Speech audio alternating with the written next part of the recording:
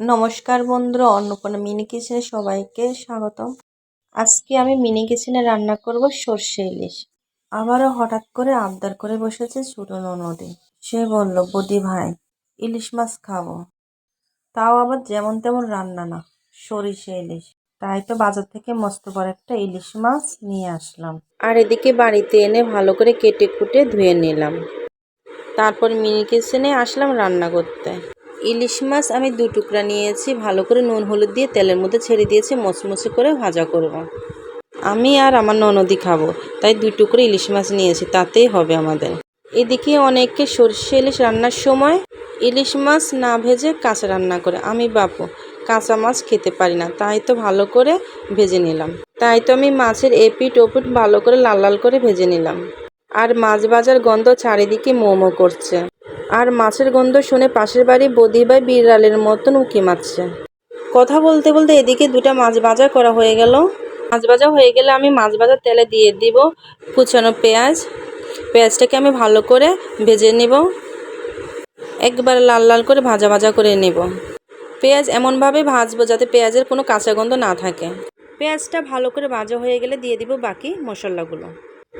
প্রথমে দিয়ে দিব আমি এখানে হলুদ গুঁড়ো, মরিচের গুঁড়ো আর আগে থেকে বেটে রাখা সরিষা আর কাঁচামরিচ। বলতে তো ভুলে গেলাম, একটু দিয়ে দিব পরিমাণ মতন জল।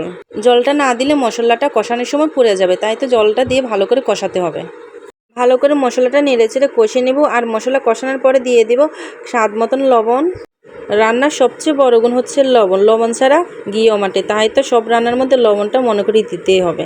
কি ভাবছেন বক বক করে যাচ্ছি, লবণ দিচ্ছি না? এই যে দেখেন কিভাবে লবণটা দিয়ে দিলাম। লবণ দিয়ে আর কতক্ষণ ভালো করে কষিয়ে নিলাম। তারপরে দিয়ে দিব মাছ দুটো। মাছ দিয়ে মাছের সাথে সমস্ত মশলা ভালো করে নেড়েচেড়ে আমি আরেকটু কষিয়ে নেব, যাতে মাছের ভিতর সমস্ত মশলা ঢুকে যায়। আমার মিনি কিচেন যদি সবার ভালো লেগে থাকে তাহলে অবশ্যই লাইক কমেন্ট শেয়ার করবেন। এদিকে আমি মাছের মধ্যে অল্প একটু জল দিয়েছি, এটা দেখানো হয়নি, স্কিপ করা হয়েছে। ভালো করে রান্না করা হয়ে গেছে, এখন আমি নামিয়ে নিব একটা সুন্দর একটা পাত্রের মধ্যে। ইলিশ মাছ আবার রান্না করতে বেশি সময় লাগে না, তারপরে ননদিনীর ধৈর্য আর সইল না, বারবার বলতেছে কখন হবে রান্নাটা। এই তো হয়ে গেল, নামাচ্ছি দেখো। এতক্ষণ পর্যন্ত ভিডিও দেখার জন্য সবাইকে ধন্যবাদ। আর প্রতিদিন এভাবে আমার ভিডিও দেখার জন্য সবাইকে অসংখ্য অসংখ্য ধন্যবাদ। আমাকে সাপোর্ট করার জন্য সবাইকে ধন্যবাদ। আবারও দেখা হবে এভাবে কোনো এক নতুন ভিডিওতে। এ পর্যন্ত সবাই ভালো থাকবেন, সুস্থ থাকবেন।